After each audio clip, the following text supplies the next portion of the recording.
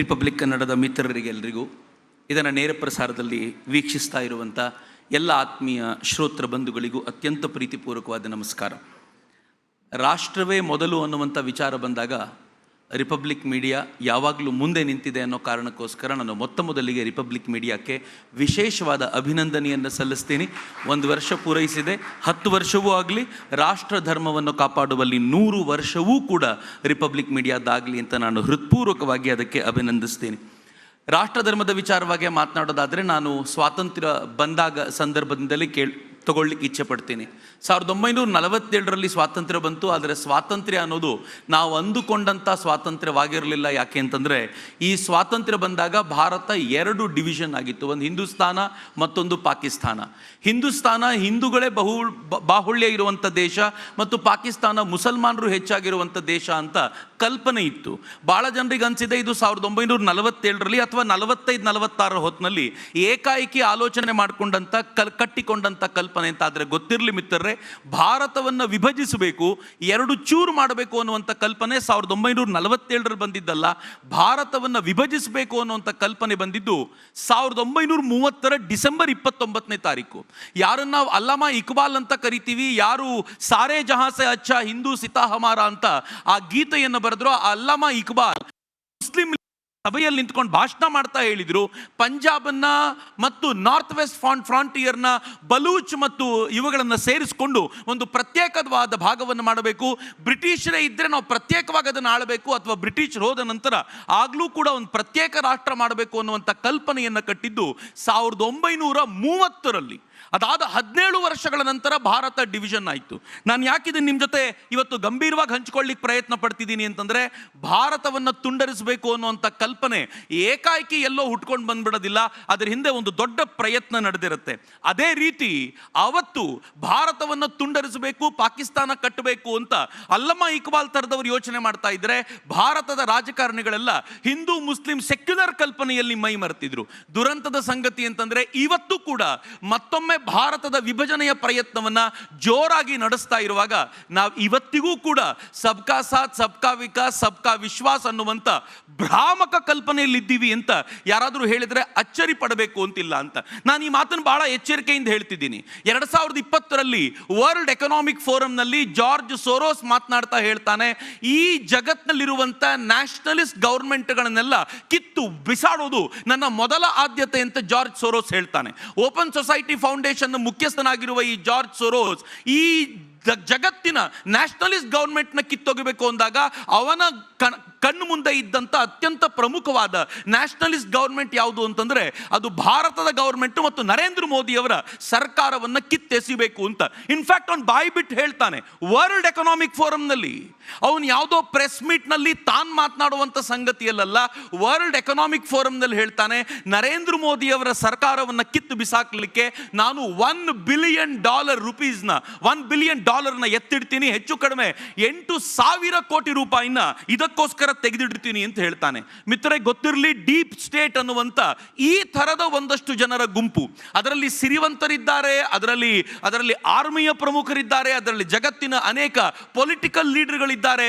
ಇವರೆಲ್ಲರೂ ಸೇರಿಕೊಂಡು ಜಗತ್ತಿನ ಅನೇಕ ರಾಷ್ಟ್ರಗಳನ್ನು ತಮಗೆ ಬೇಕಾಗಿರುವಂತೆ ಯಾರು ಪಪೆಟ್ ಬೇಕೋ ಅವನನ್ನು ಕೂರಿಸ್ಕೊಳ್ಳಿಕ್ಕೆ ಬೇಕಾಗಿರುವಂಥ ವ್ಯವಸ್ಥೆಯನ್ನು ಮಾಡ್ತಾರಲ್ಲ, ಇದು ಭಾರತಕ್ಕೆ ಆತಂಕವಾಗಬೇಕಾಗಿರುವಂಥ ಸಂಗತಿ ಅನ್ನೋದನ್ನ ನಾನು ನಿಮ್ಮ ಮುಂದೆ ಬಿಚ್ಚಿಡ್ಲಿಕ್ಕೆ ಪ್ರಯತ್ನ ಪಡ್ತಿದ್ದೀನಿ. ಬಾಂಗ್ಲಾದೇಶ ಇತ್ತೀಚೆಗೆ ನಮ್ಮ ಕಣ್ಣೆದುರಿಗಿರುವಂಥ ಒಂದು ಭಯಾನಕವಾಗಿರುವಂಥ ಸತ್ಯ. ಬಾಂಗ್ಲಾದೇಶದಲ್ಲಿ ಏನಾಯಿತು, ಅಮೆರಿಕಾದ ಏಜೆನ್ಸಿ CIA ಅಥವಾ ಸ್ವತಃ ಅಮೆರಿಕ ಇದನ್ನ ಶೇಖ್ ಹಸೀನಾನೇ ಹೇಳ್ಕೊಂಡಿರುವಂತೆ ಅಲ್ಲಿರುವಂಥ ಸೇಂಟ್ ಮಾರ್ಟಿನ್ ಐಲ್ಯಾಂಡ್ ತನಗೆ ಬೇಕು ಅಂತ ಅಮೆರಿಕ ಕೇಳ್ಕೊಳ್ತು. ಯಾಕೆ ಸೇಂಟ್ ಮಾರ್ಟಿನ್ ಐಲ್ಯಾಂಡು? ಮಲಕ್ಕಾ ಸ್ಟ್ರೈಟ್ನಲ್ಲಿ ನಡೆಯುವಂಥ ಬಿಸಿನೆಸ್ನಲ್ಲಿ ಮ್ಯಾಕ್ಸಿಮಮ್ ಪಾಲನ್ನು ತಾನು ಪಡಿಬೇಕು, ತನ್ಮೂಲಕ ಭಾರತ ರಷ್ಯಾ ಚೀನಾಗಳನ್ನು ಕಂಟ್ರೋಲ್ ಮಾಡುವಂಥ ಸಾಮರ್ಥ್ಯ ಬೇಕು ಅಂತ ಅಮೆರಿಕ ಕೇಳ್ಕೊಳ್ತು.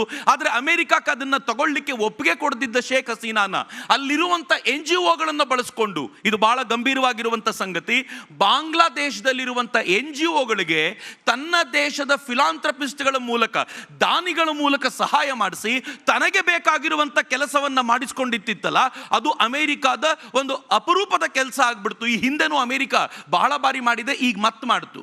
ಮೊಹಮ್ಮದ್ ಯೂನಿಸ್ ಅನ್ನ ಕರ್ಕೊಂಡು ಬಂದಲ್ಲಿ ಕೂರಿಸಲಾಯಿತು. ಮಿತ್ರ, ಯಾರು ಕೂಪನ ಮೂಲಕ, ಯಾರು ಸೈನಿಕ ಕಾರ್ಯಾಚರಣೆಯ ಮೂಲಕ ಅಧಿಕಾರಕ್ಕೆ ಬಂದರೋ ಅವರನ್ನ ಇಡೀ ಜಗತ್ತು ಪಕ್ಕಕ್ಕಿಟ್ಟಿರುತ್ತೆ. ಯಾಕೆಂದ್ರೆ ಸೈನಿಕ ಕಾರ್ಯಾಚರಣೆಯ ಮೂಲಕ ಅಧಿಕಾರಕ್ಕೆ ಬಂದಿದ್ದು ಅಂತ. ಆದರೆ ಮೊಹಮ್ಮದ್ ಯೂನಿಸ್ ನೀವು ಕಳೆದ 2 ದಿನಗಳ ಹಿಂದೆ ಅಮೆರಿಕಾದಲ್ಲಿ ನೋಡಿರಬಹುದು. ಅಮೆರಿಕಾದ ಅಧ್ಯಕ್ಷ ಜೋ ಬೈಡನ್ ಮೊಹಮ್ಮದ್ ಯೂನಿಸ್ನ ತಬ್ಬಿಕೊಳ್ಳೋದನ್ನು ನೋಡುವಾಗ ನನಗನ್ಸುತ್ತೆ ಎಷ್ಟು ವ್ಯವಸ್ಥಿತವಾಗಿರುವಂತ ಪ್ಲಾನ್ ಇವರು ಮಾಡಿದ್ದಾರೆ ಅಂತ. ಆದರೆ ನನಗೀಗಿರೋದು, ಇದೇ ಪ್ಲಾನ್ ಅನ್ನ ಇವರು ಭಾರತದಲ್ಲಿ ಎಕ್ಸಿಕ್ಯೂಟ್ ಮಾಡಬಹುದಾ? ಇದೇ ಪ್ಲಾನ್ ಅನ್ನ ಭಾರತದಲ್ಲಿ ಮಾಡಿದ್ರೆ ಇವ್ರು ಏನೆಲ್ಲ ಮಾಡಬಹುದು?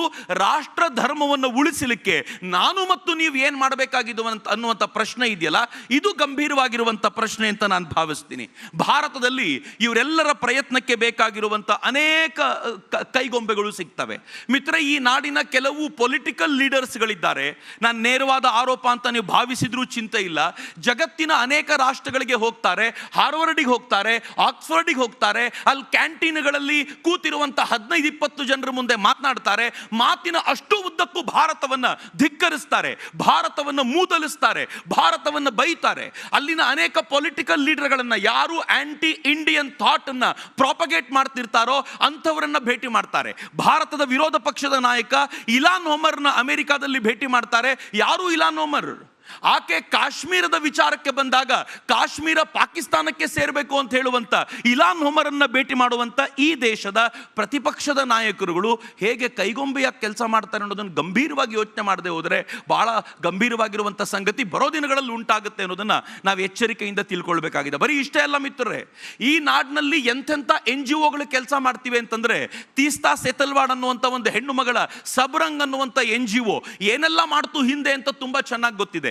ಇತ್ತೀಚೆಗೆ ಮತ್ತೊಂದು NGOದ ಕರ್ಮಕಾಂಡ ಪುರಾಣಗಳೆಲ್ಲ ಹೊರಗೆ ಬಂದು, ಯಾವ NGO? ಹರ್ಷ ಮಂದಾರ್ ಅನ್ನುವಂಥ ಒಬ್ಬ ವ್ಯಕ್ತಿ, ಯಾರು IAS ಆಫೀಸರ್ ಆಗಿ ಕೆಲಸ ಮಾಡ್ತಿದ್ರು, ಆನಂತರ ರಿಸೈನ್ ಮಾಡಿ ತಮ್ಮದೇ NGO ಕಟ್ಕೊಂಡು ಫೋರ್ಡ್ ಮತ್ತು ರಾಕ್ ಫೆಲ್ಲರ್ಗಳಿಂದ ಹಣವನ್ನು ತೆಗೆದುಕೊಂಡು ಈ ದೇಶದಲ್ಲಿ NGOಗಳ ಮೂಲಕ ಕೆಲಸ ಮಾಡ್ತಿದ್ರು. ಆತ, ಇದೇ ಹರ್ಷ ಮಂದಾರ್, ಆ ವ್ಯಕ್ತಿ ದೆಹಲಿಯಲ್ಲಿ CIA ವಿರುದ್ಧ ಪ್ರತಿಭಟನೆ ನಡೀತಾ ಇರುವಾಗ ಅಲ್ಲಿ ನಿಂತ್ಕೊಂಡು ಭಾಷಣ ಮಾಡ್ತಾರೆ. ಇನ್ನು ಮುಂದೆ ಭಾರತದಲ್ಲಿ ಸಂಸತ್ನಲ್ಲಿ ಪ್ರಶ್ನೆ ಮಾಡಬಾರ್ದು, ಇನ್ನು ಮುಂದೆ ಭಾರತದಲ್ಲಿ ಕೋರ್ಟ್ಗಳಲ್ಲಿ ಪ್ರಶ್ನೆ ಮಾಡಬಾರ್ದು, ಬೀದಿಗಳಲ್ಲಿ ನಿಂತು ಗಲಾಟೆ ಮಾಡಬೇಕು ಅಂತ ಹೇಳುವಂತ ಹರ್ಷ್ ಮಂದಾರ್ ಈ ದೇಶದಲ್ಲಿ NGO ಕಟ್ಕೊಂಡು ಕೆಲಸ ಮಾಡ್ತಾರೆ. ಮಿತ್ರ, ಇದಕ್ಕಿಂತಲೂ ಒಂದು ಗಂಭೀರವಾದ ಸಂಗತಿ ನಾನು ಇಲ್ಲಿ ಕೇಳ್ತಾ ಇರೋ ಪ್ರತಿಯೊಬ್ಬರಿಗೂ ಹೇಳಬೇಕು.